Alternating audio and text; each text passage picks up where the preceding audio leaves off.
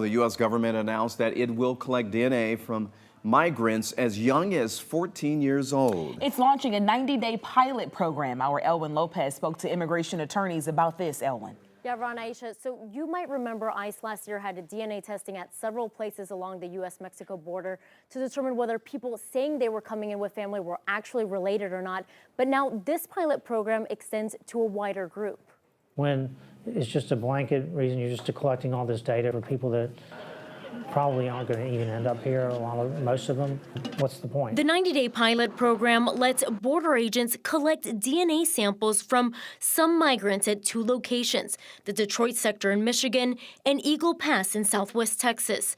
DNA from migrants ages 14 to 79 at the Detroit location. The DNA will go then to the FBI's combined DNA index system, which allows DNA comparison to find criminals. Probably looking for human trafficking and, murder suspects. But the reality is that the large majority of people that are going to be caught up in this are going to be asylum seekers. Caught up, she says, while trying to seek legal protection here in the United States. So they're now dragging civil individuals who are seeking protection legally in the United States, presenting themselves legally, and yet they're being treated like the criminals that we were supposed to be finding with DNA samples.